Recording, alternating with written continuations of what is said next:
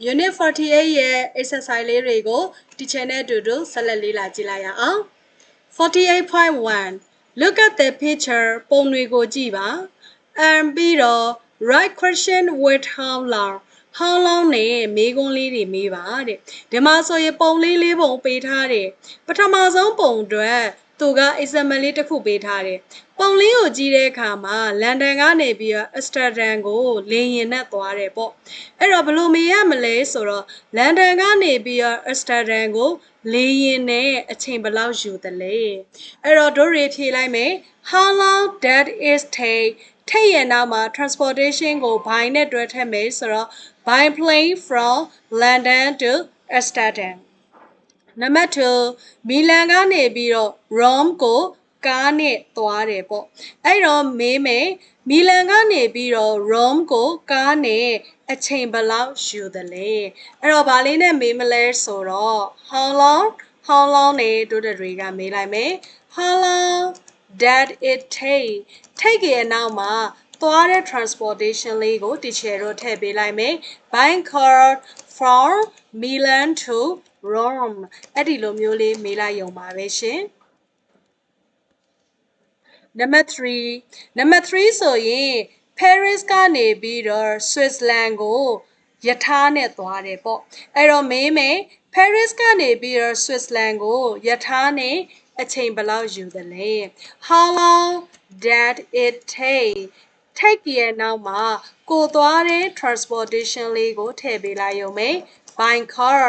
from Paris to Switzerland ဖြစ်ပါတယ်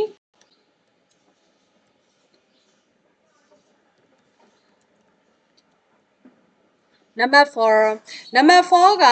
city center မြို့လယ်ကနေပြီးတော့ airport ကို bus နဲ့သွားတယ်ပေါ့အဲ့တော့မြို့လယ်ကနေပြီးတော့ airport ကို bus ကားနဲ့အချိန်ဘယ်လောက်ယူသလဲ How long that it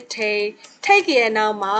ကိုပြောလို့တဲ့ transportation လေးကိုထည့်လိုက်ရုံပဲအဲ့တော့ by bus from city center to airport ဖြစ်ပါတယ်အဲ့တော့ exercise 1လေးကတော့တနေရာကနေတနေရာကို transportation နဲ့သွားတဲ့အခါမှာအချိန်ဘယ်လောက်ယူသလဲအဲ့ဒီလိုမျိုးလေးမေးခြင်းဖြစ်ပါတယ်48.2 က how long does it take to do these things ဒီအရာတွေကိုပြုလုပ်ရန်အချိန်ဘယ်လောက်ယူသလဲ write full sentence and ပြည့်စုံတဲ့စာကြောင်းလေးတွေရေးပါတဲ့ example ပေးထားတယ် fly from your city country to London မင်းရဲ့မြို့မင်းရဲ့တိုင်းပြည်ကနေပြီးတော့ London ကိုလေယာဉ်စီးရန်အချိန်ဘယ်လောက်ယူတယ်ပေါ့အဲ့တော့သူကအောက်မှာဖြေပေးထားတယ် it take အချိန်ယူတယ်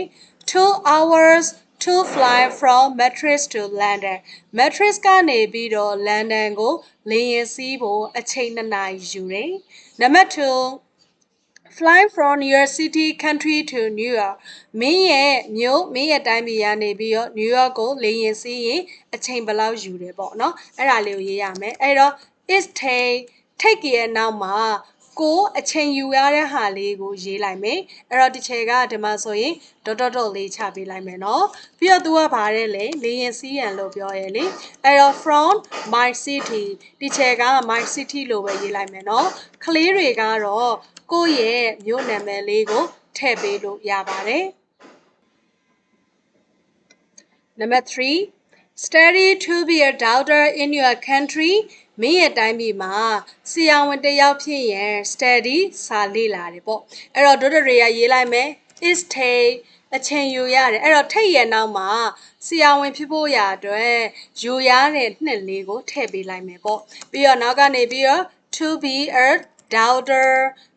in my country အဲ့တော့ဒီချေကတော့ in my country လို့ပဲမလုပ်ပေးလိုက်မလဲရေးပေးလိုက်မယ်နော်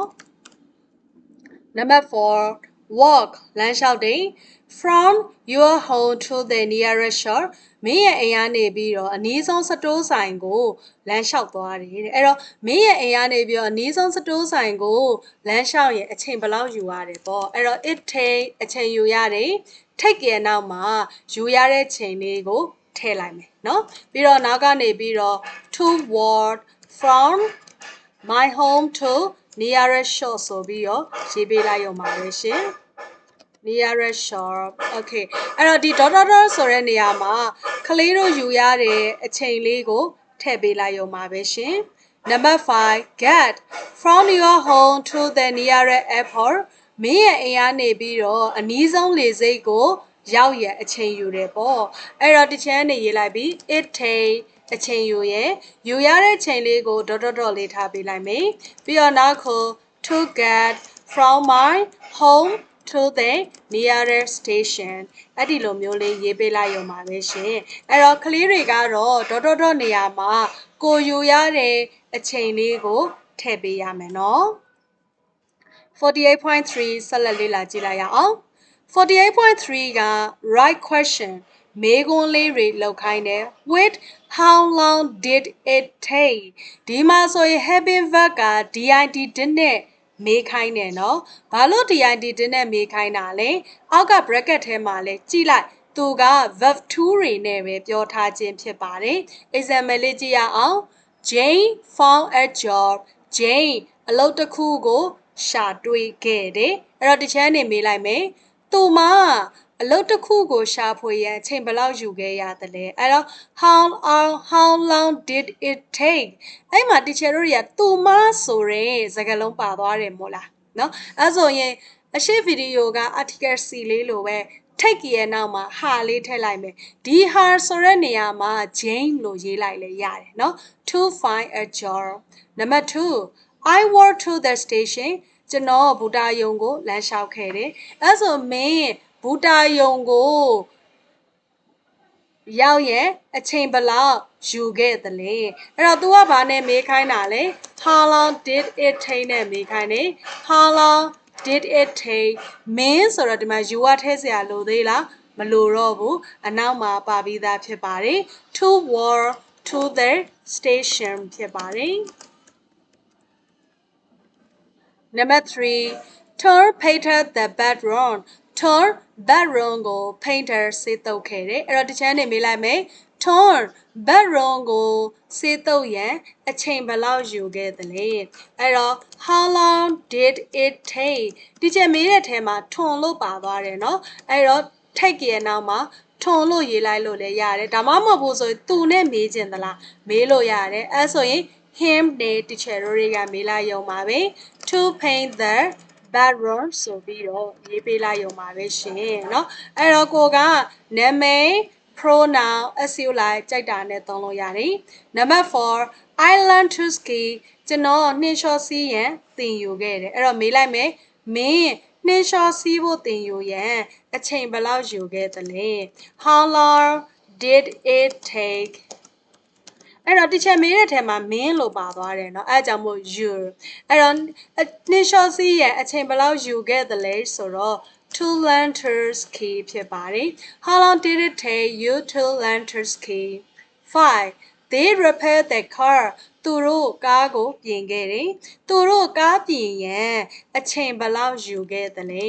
အဲ့တော့ how long did it take ဖြစ်ပါတယ်ဒီချက်ပြောတဲ့ထဲမှာသူတို့လို့ပါသွားတယ်เนาะအဲ့ဆိုရင် them to repair the car ဖြစ်ပါတယ် Okay အဲ့တော့ 48.3 လေးကတော့ how long did it take နဲ့အနောက်ကနေပြီးတော့မင်းတို့ထွန်းတို့သူတို့အဲ့ဒါလေးတွေကိုထည့်ပြီးတော့မေးခွန်းလုပ်ခိုင်းခြင်းဖြစ်ပါတယ် 48.4 ဆက်လက်လေ့လာကြည့်ရအောင် 48.4 က read the situation အပေါ်ကပေးထားတဲ့ situation လေးတွေကိုဖတ်ပါတဲ့။ပြီးတော့ right sentence and with it third အချိန်ယူခဲ့ရတယ်ပေါ့။အဲဆိုပေါ်မှာပေးထားတဲ့ situation လေးတွေက past time ရဲ့အချိန်တွေကအဖြစ်အပျက်တွေကိုပြောခြင်းဖြစ်ပါတယ်။ example လေးကြည့်ရအောင်။ I read a book last week ကျွန်တော်ပြီးခဲ့တဲ့အပတ်ကစာအုပ်တစ်အုပ်ဖတ်ခဲ့တယ်။ I started reading it on Monday တနင်္လာနေ့မှာစဖတ်ခဲ့တယ်။ I finished it 3 days later အဲ့ဒါကိုပြီးရန်3ရက်ကြာမှပြီးခဲ့တယ်ပေါ့အဲ့ဆိုကျွန်တော်စာအုပ်ဖတ်ရန်အချိန်3ရက်ယူခဲ့တယ်ပေါ့ကျွန်တော်လို့ပြောတာဖြစ်တဲ့အတွက်ကြောင့်မလို့ it took me ထုတ်ရနောက်မှာအမီမီထည့်ရမယ်နော်မီရဲ့နောက်မှာကိုယူတဲ့ချိန်ကိုရေးမယ်3 days to read the book ဖြစ်ပါတယ် 2 we were home last night ကျွန်တော်တို့မနေ့ညကအိမ်ကိုလမ်းလျှောက်ပြန်ခဲ့တယ် We left at 10 o'clock 10 နာရီမှာထွက်ခွာခဲ့တယ် and ပြီးတော့ we arrived home at 10:20 အိမ်ကို10နာရီ20မှာရောက်ခဲ့တယ်အဲဆိုရင်အိမ်ကိုရောက်ရန်ကျွန်တော်တို့မိနစ်20ယူခဲ့တယ်ပေါ့ဟုတ်လားအဲ့ဒီလိုမျိုးပုံစံမျိုးလေးနဲ့ရေးလိုက်ရုံပါပဲအဲ့တော့ it took ကျွန်တော်တို့လို့ပြောတာဖြစ်တဲ့အတွက်ကြောင့်မလို့ as ရဲ့နောက်မှာကိုယူရတဲ့အချိန်လေးကိုရေးလိုက်ရုံပါပဲ20 minutes ဘာလို့ဖို့ရအတွက်လဲရောက်ဖို့ရ to arrive home ဖြစ်ပါတယ်အဲ့တော့ it took us 20 minutes to arrive home 3 I learned to drive last year ကျွန်တော်ပြီးခဲ့တဲ့နှစ်ကကားမောင်းဖို့သင်ယူခဲ့တယ် I had my first driving lesson in January ဇန်နဝါရီမှာကားမောင်းသင်တန်းကိုစတက်ခဲ့တယ်ပေါ့ I passed my driving test 6 months later 6လကြာမှာကျွန်တော် driving test ကိုအောင်မြင်ခဲ့တယ်အဲဆိုရင်ကျွန်တော်ကကားမောင်းဖို့အချိန်6လယူခဲ့တယ်ပေါ့ဟုတ်လားအဲဆိုရင် teacher တို့ရေးလိုက်မယ် it took ကျွန်တော်လို့ပြောတာဖြစ်တဲ့အတွက်ကြောင့်မလို့ me ရဲ့နောက်မှာကိုယူခဲ့ရတဲ့အချိန်လေးကိုရေးလိုက်မယ် 6 months ပြီးတော့ to drive a car ကားမောင်းရန်ကျွန်တော်အချိန်6လယူခဲ့တယ် 4 Mac drove to London yesterday Mac မနေ့ကလန်ဒန်ကိုကားမောင်းသွားခဲ့တယ် He left home at 7 o'clock 9နာရီမှာသူအိမ်ကထွက်ခွာခဲ့တယ် and got to London at 10 လန်ဒန်ကို10နာရီမှာရောက်ခဲ့တယ်ပေါ့အဲဆိုရင် Mac လန်ဒန်ကိုရောက်ရန်3နာရီအချိန်ယူခဲ့တယ်ပေါ့အဲ့တော့ it took ရဲ့နောက်မှာ Mark လို့ပါတယ်เนาะအဲ့တော့ Mark လို့ရေးလိုက်လို့လည်းရတယ်သူဆိုရင်လည်း him ပေါ့အဲ့ဒီနောက်မှာယူရတဲ့ချိန်လေးကိုထည့်လိုက်မယ်3 hours ဘယ်ကိုရောက်ရန်လဲ London ကိုရောက်ရန်အဲ့တော့ to get to London it took Mark 3 hours to get to London ဖြစ်ပါတယ် 5 Laser began looking for a job a long time ago Laser လွန်ခဲ့တဲ့အချိန်တော်တော်ကြာအောင်အလုပ်တစ်ခုကိုစပြီးတော့ရှာဖွေခဲ့တယ် She got a job last week သူမပြီးခဲ့တဲ့အပတ်ကအလုပ်တစ်ခုကိုရခဲ့တယ်အဲဆို Lisa အလုပ်တစ်ခုရရန်အချိန်တော်တော်ကြာအောင်ယူခဲ့ရတယ်ပေါ့အဲ့တော့ it took ရဲ့နောက်မှာ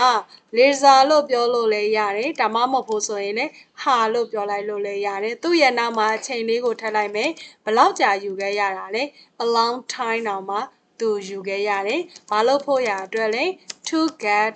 a job ဖြစ်ပါတယ်အဲ့တော့ it took Lisa a long time to get a job ဖြစ်ပါတယ်ကဲ number 6ကတော့ write a sentence about yourself အဲ့တော့ကလေးတွေတစ်ခုခုကိုလုပ်ဖို့ရအတွက်ကိုအချိန်ဘယ်လောက်ယူခဲ့ရတယ်ပေါ့အဲ့ဒါကိုကိုရဲ့ကိုပိုင်စာကြောင်းလေးရေးခိုင်းခြင်းဖြစ်ပါတယ်နောက်ဗီဒီယိုလေးမှာတော့ unit 49 do you know where I don't know what ဒီမေးခွန်းလေးတွေအသုံးချပုံကိုပြောပြပေးသွားမှာဖြစ်ပါတယ်ရှင်